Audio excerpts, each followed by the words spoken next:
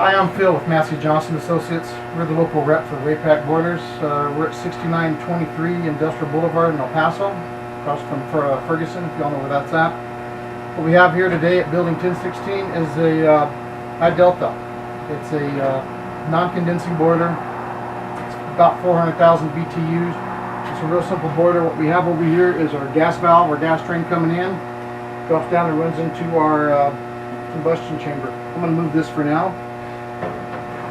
Behind this plate here we have the flame sensor and the hot surface igniter down in here. It's easy to get to. Over here we have the blower compartment. We have the air blowing in here into this box. This is your shutter adjustment, pressure switch. Back over here you have the air filter. You need to keep that checked and clean. Okay, this is the control center of your high delta 402B. Back in here we have the ignition module, which controls the ignition and the running of the gas train. This board here is your input-output. It brings in information from your safeties and sends out information to the ignition module. You land your sensors in this area. You have your time delay for your pump here. It runs your pump when you get a call for heat, kicks the pump on. Once the heat call's been satisfied, the pump will continue to run for approximately 5 minutes and shut off. That happens through this. This is your on-off switch. There's also a circuit breaker, a 30 amp circuit breaker. This is your standby and your on switch. In the on position, it will start the boiler. In the standby, it's ready to go. Once you have the panel up, the only thing you have access to is the standby on switch. The LEDs will tell you what's going on. You got a light for power, you get a call for heat, then you get flow. The pump will come on, flow switch approve flow, then the blower will come on, it will approve blower here, then you get your stage 1 heat. The only single stage on this, so this is the last light that will come on. If there's a problem with the boiler, for some reason not starting or it stops for some reason, if there's a fault, it'll show it in here, what they call the onboard diagnostic. If you scroll down, you'll get the alarm history 1. Alarm history 1 is the most recent fault. If you scroll up, you can take a shortcut. Let's see, scroll down again. There's 16 alarm histories, 16 being the one furthest away. The first one happened sometime back, but the alarm history number 1 is the most recent alarm. You can clear those alarms once you're finished and corrected your issues. You hold the 2 buttons down for 5 seconds. It will clear your alarm history, and you can start with a clean slate. Here is your high limit switch, set at 240 degrees. If for some reason it goes on high limit, this red button will pop out. Once you get the water to cool down, you can reset this button, and then the boiler will work again. On the high delta 402B, what we have here is we have one control gas valve. This little guy here is access to adjust the pressure on the manifold. You would put your manometer here. You want it at 3.5 inches water column. You would unscrew this. There's another screw behind there. You twist it back and forth to get your right pressure on it. It's set up now.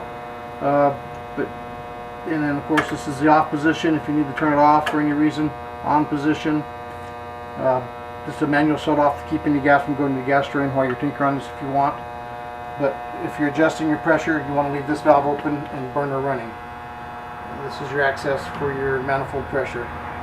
Incoming pressure, you would take it here, but they have one on your manifold over here, your gas inlet, so you're fine. Pretty simple. You need to get a hold of it. Some of this is your control wiring. This is your control for the gas valve. That's pretty much it on that. Okay, here we have the combustion air blower compartment for the high delta 402B. This is the blower. Motor, of course, is attached to it over here on the left hand side. This is your shutter. We have a lock bolt down here that locks it down. This is the port where you'd put your manometer to test. Okay, here we have the adjustment for the combustion air blower. This is the lockdown knob here. You back it off a couple turns and you'll be able to slide this slide in and out to achieve your measurement. You take your measurement from this guy here it just pulls off. You put your manometer hose on here. You're trying to get 1.4 inches on the water column. You would loosen this, slide this out, push it in depending on what you need to accomplish on your gauge to get 1.4 inches. Once you've got it set, you would tighten that down. Keep an eye on your manometer, because sometimes when you tighten that down, that reading will change just a little bit. Once you're complete, remove your hose, put your cap back on, tuck your hose back in there, and you're ready to go. On this compartment, the only thing you really need to be worried about is the air filter. You check it and make sure it's clean. This is the air filter for the combustion air.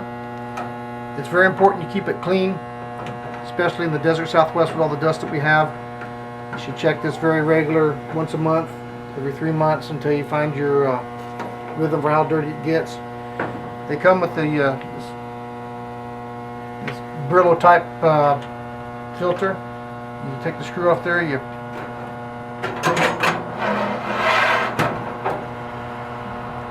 take off the bracket from below here,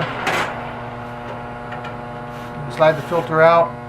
You can wash it with a hose, beat it dry, let it air dry for a little while, and then slide it back in. Also, you can use a pleated air filter, which would probably be better in our dusty environment.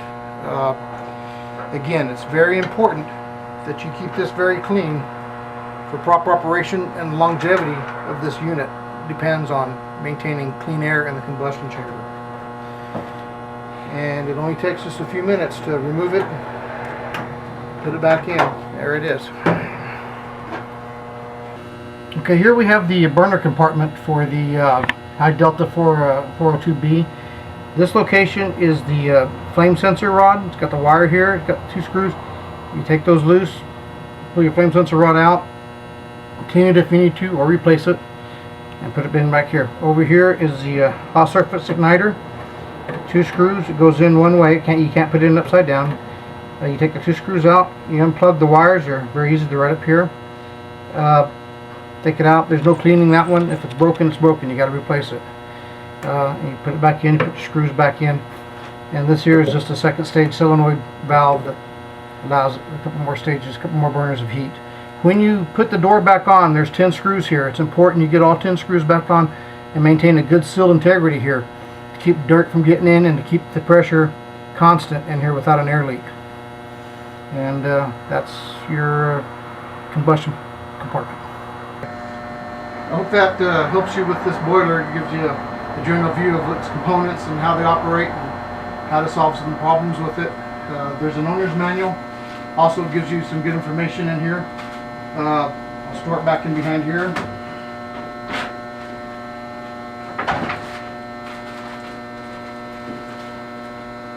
That way, if you have issues with it, you can go through it. You can always call me at Massey Johnson here in El Paso, 915-774-0040. Thank you.